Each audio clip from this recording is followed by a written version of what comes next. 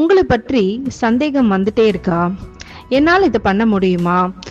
நான் இதை ஒழுங்கா பண்ணுவேனா அப்படின்ற உள்ள ஒரு குரல் கேட்டுக்கிட்டே இருக்கா? ஒரு விஷயம் தெரிஞ்சுக்கோங்க, அந்த குரல் நீங்க இல்ல, அது உங்க பயம்தான்.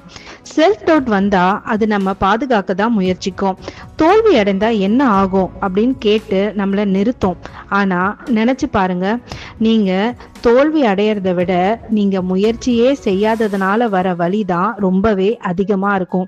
ஒரு சின்ன கேள்வி உங்களுக்கு நீங்களே கேட்டு பாருங்க, இந்த முயற்சி பண்ணலைன்னா இதோட ரிசல்ட் என்னவா ஆகும் அப்படின்னு. இது நீங்க நிறுத்தாம பயணப்படுறதுக்கான ஒரு நல்ல கேள்வியா இருக்கும்.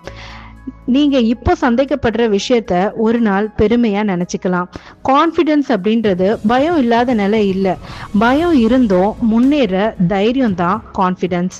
அடுத்த தடவை செல்ஃப் டவுட் வந்தா இதை நீங்க கேட்டு அங்கே நின்னுடாதீங்க. அதை தாண்டி வீர நடை போடுங்க. ஏன்னா நீங்க நினைக்கிறத விட நீங்க ரொம்ப ரொம்ப பலமானவன்.